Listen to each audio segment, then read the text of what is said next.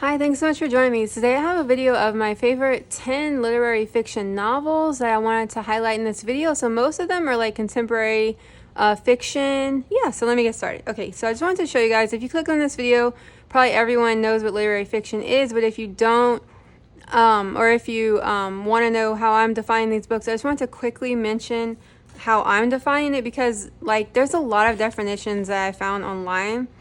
And the ones like I was inspired to make this video for were like, okay, so most literary fiction is like non-genre fiction.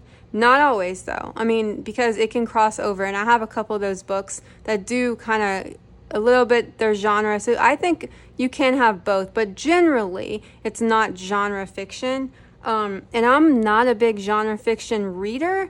I always have a goal for myself to try more genres like fantasy and mysteries and things like that. And I do like some fantasy and like mysteries, but very little of it. Just more drawn to literary fiction in general and books that are defined that way by other people.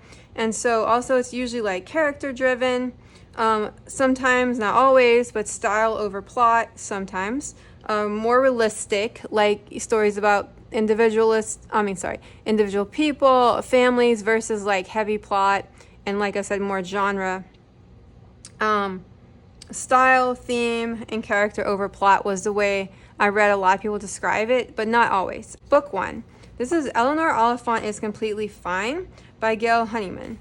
Now, this book was one of these books that was so popular, I avoided it like the plague. No, I avoided it because a lot of times, and there's another book like that on this list, but I avoided it because a lot of times books that are really hyped up, I try them and I don't always like them. It's always a gamble, but this one I was hesitant to read, but then I'm so glad I did. It's based on the protagonist, who is Eleanor, and it's told from first person point of view. I'm going to give you a little snippet of the writing. When people ask me what I do, taxi drivers, dental hygienists, I tell them I work in an office. In almost 9 years, no one's ever asked what kind of office or what sort of job I do there. I can't decide whether that's because I fit perfectly with their idea of what an office worker looks like, or whether people hear the phrase work in an office and automatically fill in the blanks themselves. Lady doing photocopy and man tapping at a keyboard. I'm not complaining. I'm delighted I don't have to get into the fascinating intricacies of accounts receivable with them. So, she's nearly 30 years old, and she worked in the office when she was 21. Says this, so she is lonely, and usually like on weekends she doesn't even see anyone else. Like the only time she usually socially interacts with people is at the office a little bit, and then when she goes places, like to the store, things like that, she's very socially awkward. I definitely relate to her. I really relate to her as a character. She definitely has a very interesting way of thinking, and some of the things she says come off to me in the beginning as a little bit crass, or I didn't really understand, but as I read on, you get to know about why the way she is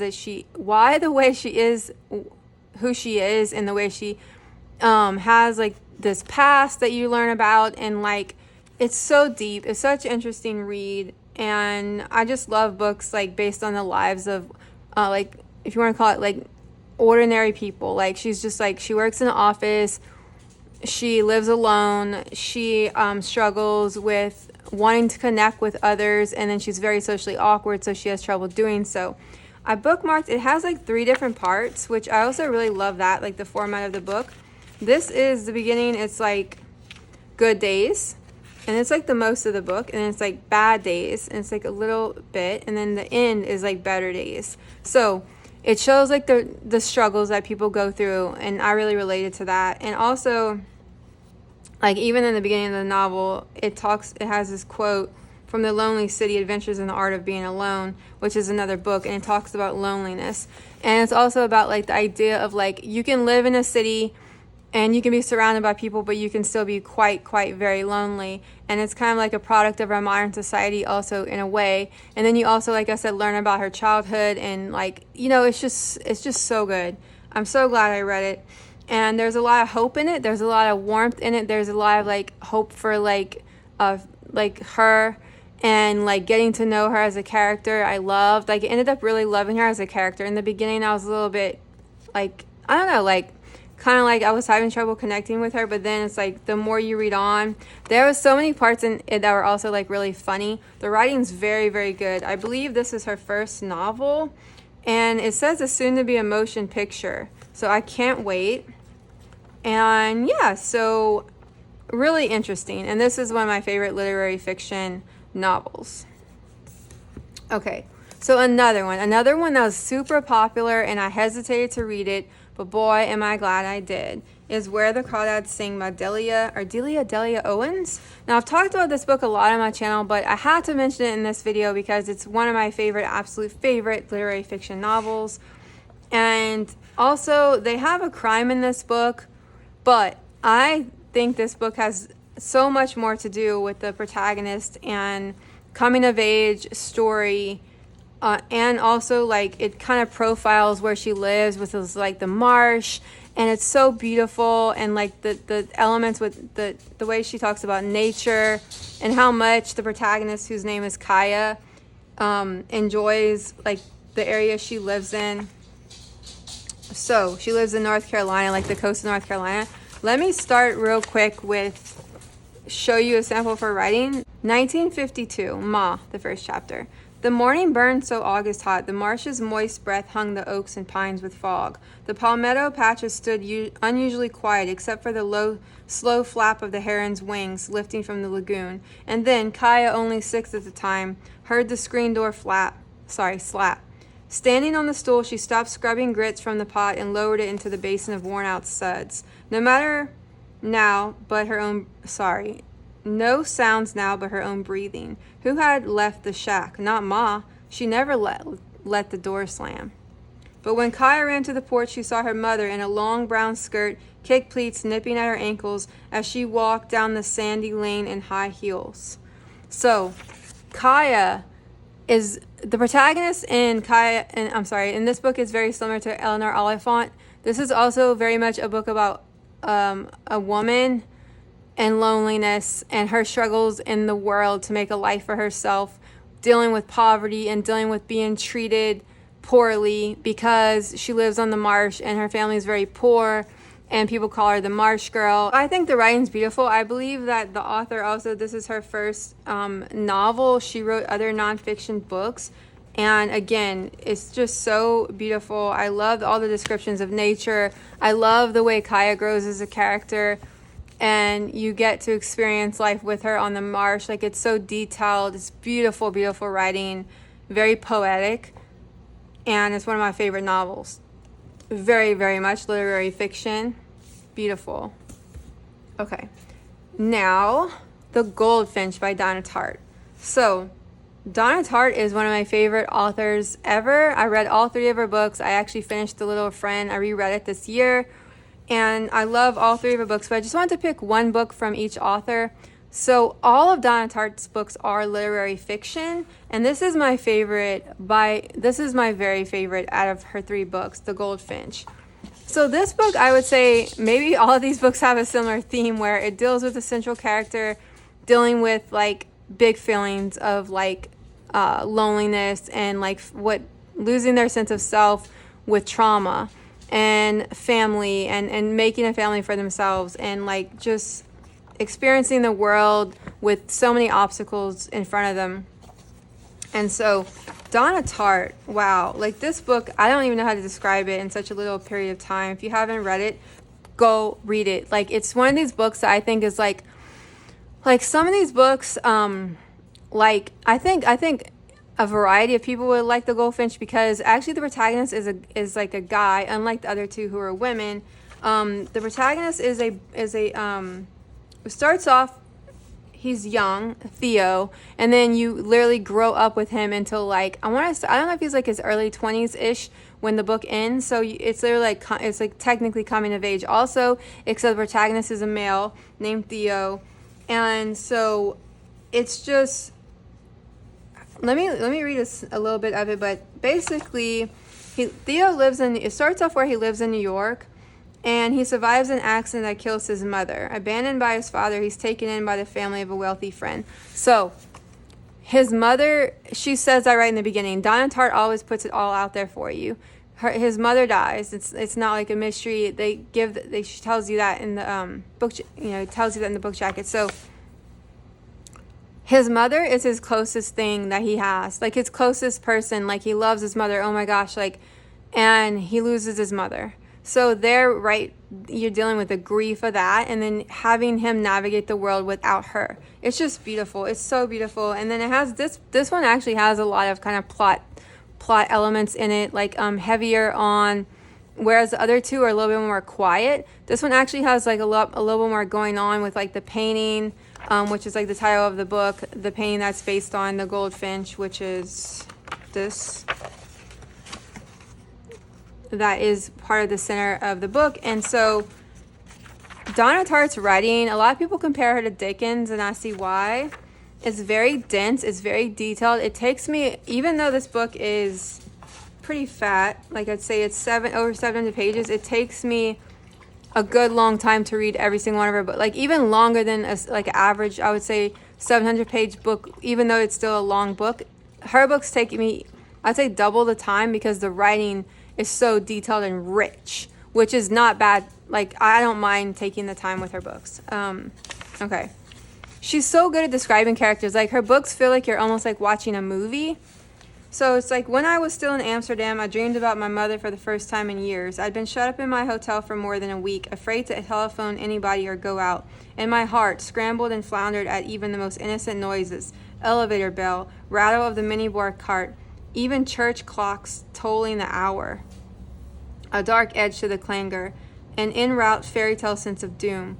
By day, I sat on the foot of the bed, straining to puzzle out the Dutch language news on television, which was hopeless since I knew not a word of Dutch. And when I gave up, I sat by the window staring at the canal with my camel's hair coat thrown over my clothes. For I left New York in a hurry, and the things I brought weren't warm enough, even indoors.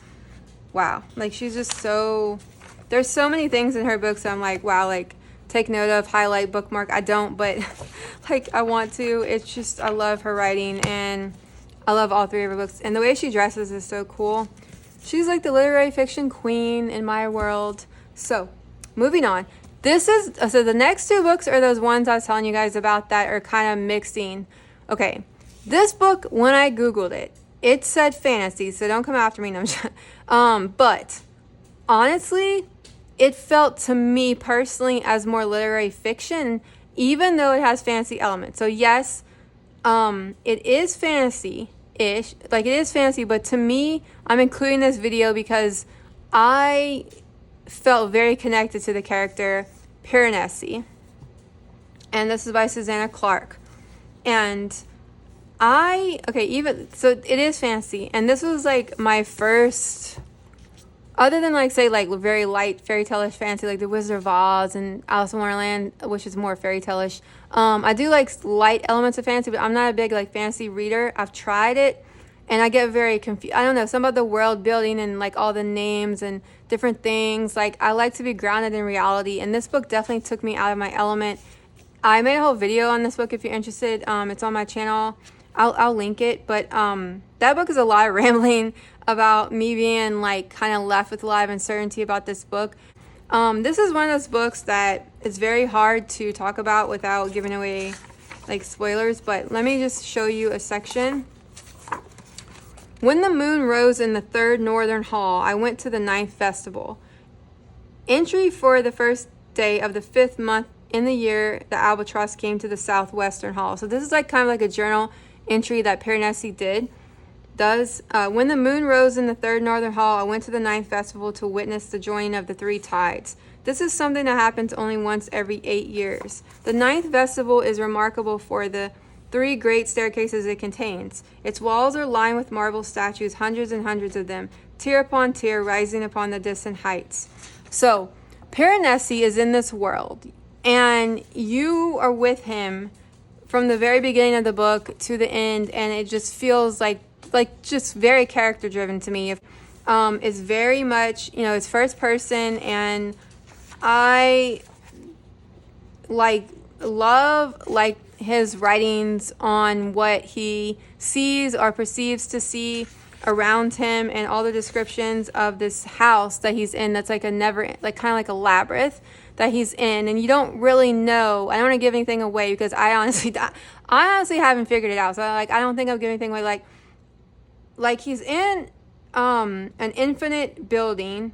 The rooms are infinite. Its corridors endless. Walls are lined with thousands upon thousands of statues, each one different from all the others. It's a labyrinth, a hall of oceans. He's imprisoned. Waves thunder up staircases. Rooms are flooded in an instant, but he's not afraid. He understands the tides and he understands the pattern of the labyrinth. He lives to explore the house. And then there's like another person in the house called the Other. It's very like mysterious. Oh my gosh, like it just this does what like they say a good fantasy novel would do from what I've read. It just takes you to a whole nother world, literally. And I still wanted to include in this video. So I hope you guys are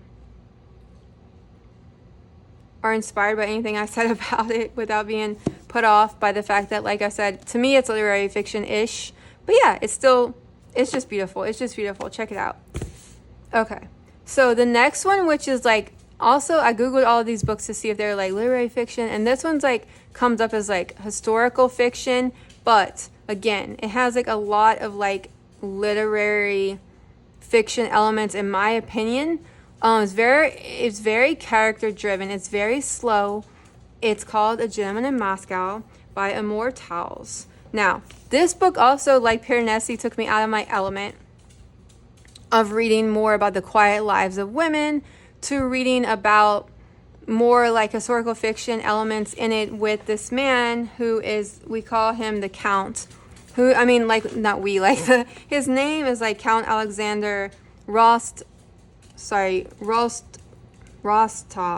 Sorry, I'm really bad at pronouncing names. Rostov. I can hear it in my head, but it's not coming out. Okay, that's his full name, but then I just refer to him as the Count. So, he is placed in a hotel in Moscow on house arrest. And there's all these political things that go on behind that. Honestly, like, I'm not big on reading historical fiction and reading about political things, but it's more about his life.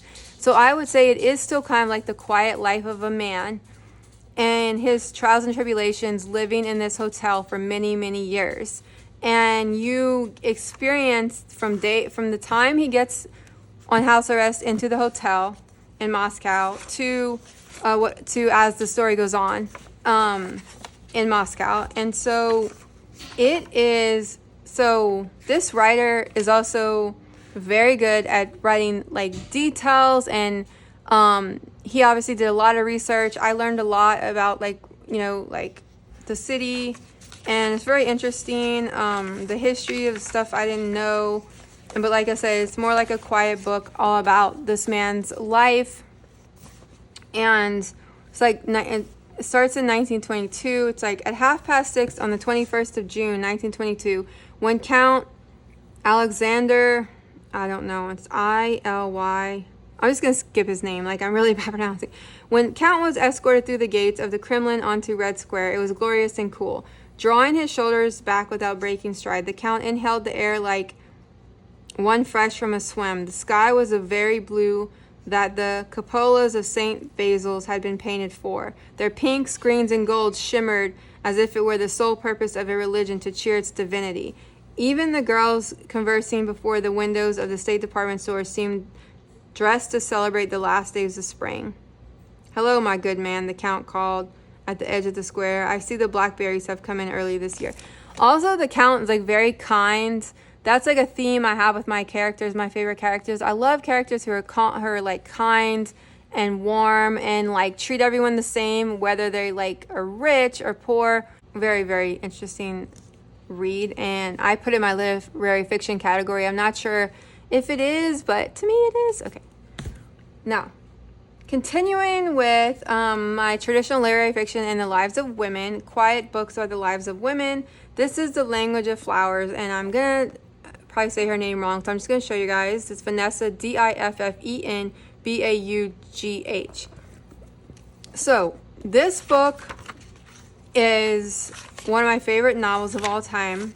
It is called The Language of Flowers because the main character in the book, who is Victoria, her only connection to the world is through flowers and their meanings. So, there is the actual Victorian like language of flowers books, and this is kind of based on, it's not based on this, it's really a story. It's just like a little side thing because she is interested, and it also has, she makes up her own definition of flowers because she ends up working in a flower shop. And so here's her like definition of flowers. And so the meaning of flowers becomes important to her because I don't want to give too much away. Basically, she's a foster child that has to go into and live in the like a quote unquote adult world after being in the foster care system. So that's what it's about. She's 18 and emancipated from the system. She has nowhere to go and sleeps in public park where she plants a small garden of her own. A local florist discovers her talent, and Victoria realizes she has a gift for helping others through the flowers she chooses for them. But when she's forced to confront a painful secret from her past, she must decide whether it's worth risking everything for a second chance at happiness. So this book is based on the protagonist, Victoria, and her life. It goes back and forth a little bit kind of with the past of what a significance in one of the foster homes she was in and how that ties into her current life. And it's a really beautiful story about foster care and like just the trauma of being in foster care, and also her wanting to make a life for herself, and then the struggles of that, like connecting with people, and then like, yeah, it's beautiful. It's a beautiful book about this woman. And she's like, for 8 years I dreamed of fire. Trees ignited as I passed them. Oceans burned. The sugary smoke settled in my hair as I slept. The scent like a cloud left on my pillow as I rose. Even so, the moment my mattress started to burn, I bolted awake. The sharp chemical smell was nothing like the hazy syrup of my dreams. The two were as different as Carolina and Indian jasmine. Separation and attachment. They could not be confused. So she uses the language of flowers a lot to describe like emotions and communication with people and things like that. It's brilliant. It's a lovely novel, and it's one of my favorite books of all time, and it's very, very much literary fiction. Okay, this one is I have a whole video on my channel of this book too, and this is White Oleander by Janet Fitch, but I still had to include it in this video because it's very much literary fiction. And this book is beautiful. Oh my gosh. Like, I love her writing in this book. And it's so poetic. And the movie's wonderful. Basically, this book is about, again, foster care, because the protagonist, who is Astrid, has to go live in foster care. And this book takes you through all the different foster homes that she lives in, because her mom goes to prison for murder. So her mom is also a poet, and boy, is Janet Fitch good at writing her own poetry. And also, I'm not surprised that one of her main characters is a poet and an artist.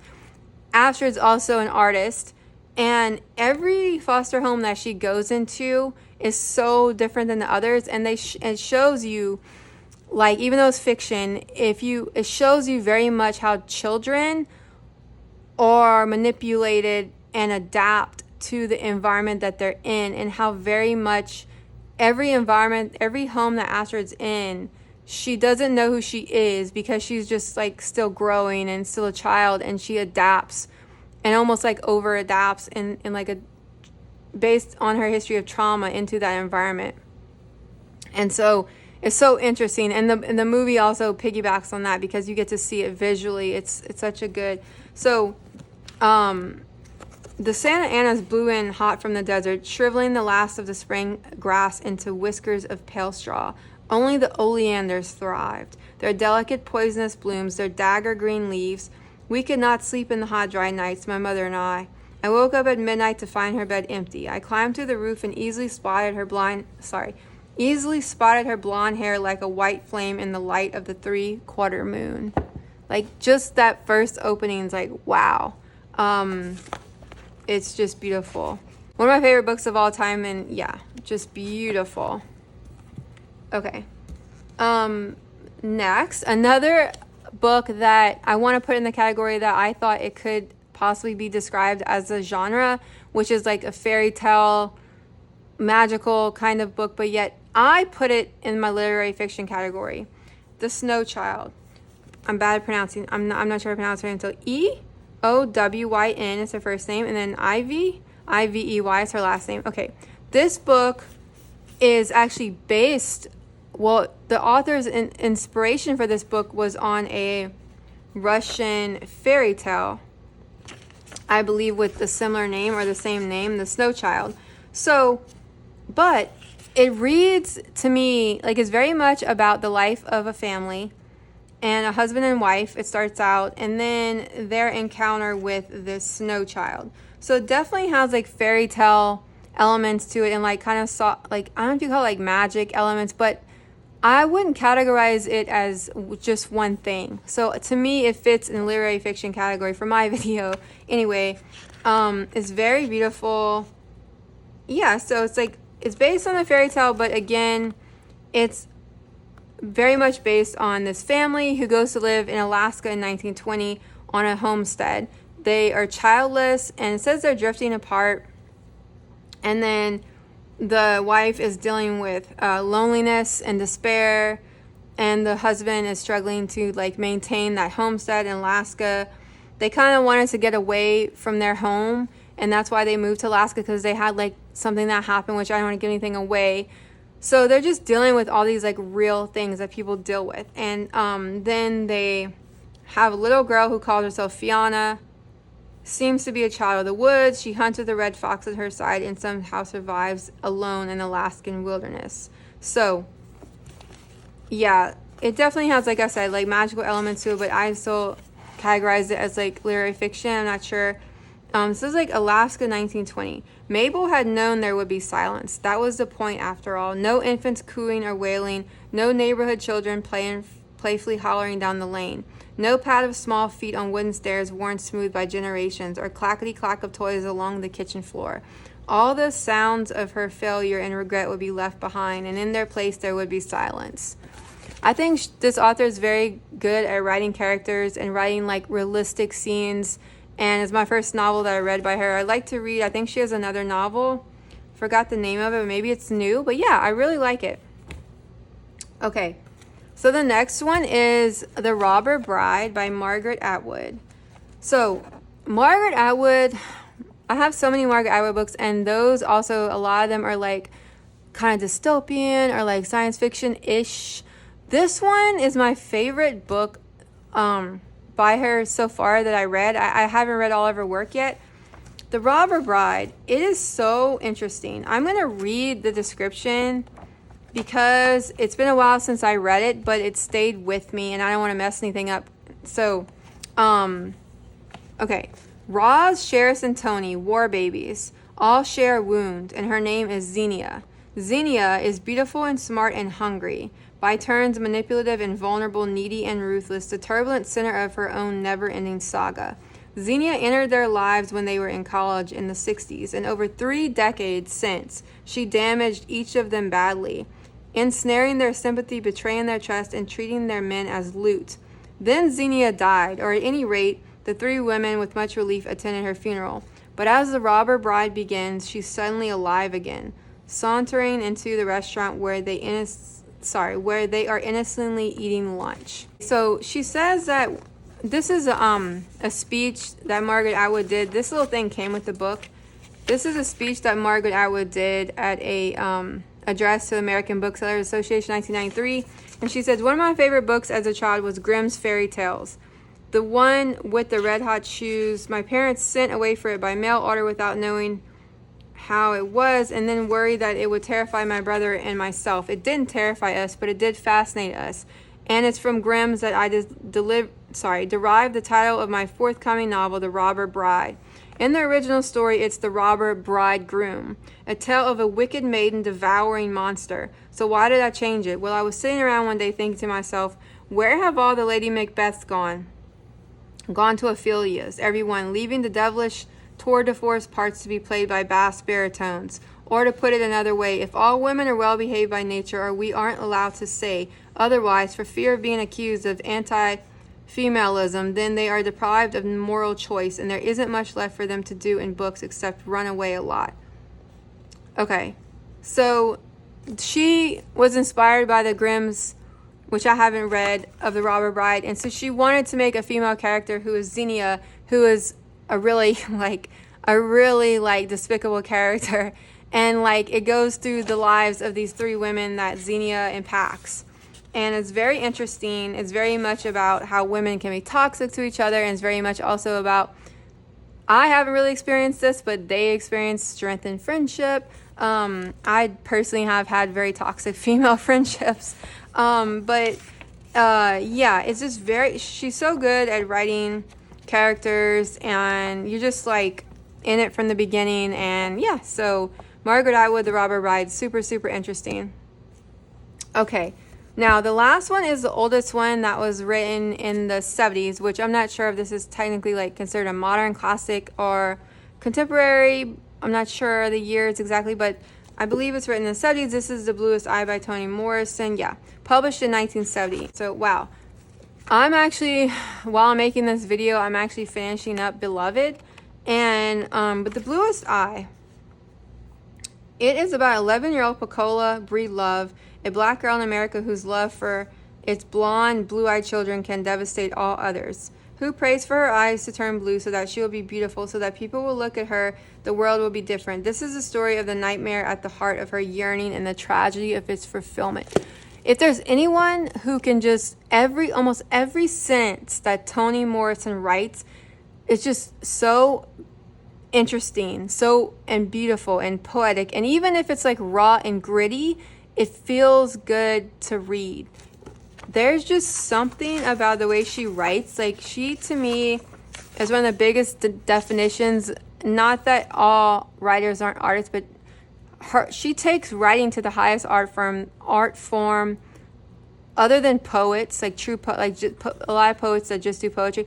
Other than like poets like, say, E.E. Cummings, the wordplay that she uses in her novels and just her way of writing, like, oh gosh, like I just can't wait to read more of her novels. This is about a little girl, like I mentioned, Pecola. She wants to have blue eyes, and then it's also about like these other little girls who live near her in her neighborhood, and they are very different than her, and they like, some of them, like Pecola struggles with like poverty.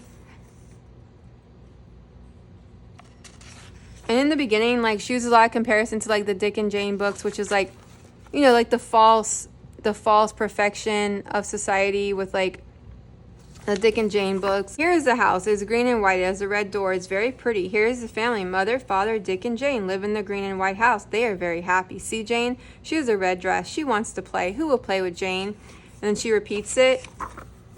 And then repeats it, but the words are connected. It's just so interesting. And then it starts in autumn with these two other kids that live near Pecola. They try to help her. Pecola has a lot of like things going on in her household, and I don't know, she's almost kind of like very naive and sweet, and you feel so bad for her. And it deals with like, just like unfair beauty standards again, which is very much true still today. And this is also like written in the 70s, but I think it's based sooner than that. I think it's based in the 40s. Like, quiet as it kept, there were no magnolias in the fall of 1941. We thought at the time that it was because Pecola was having her father's baby that the marigolds did not grow. Thanks so much for watching and subscribing. I'd love for you to do so if you haven't. Take care.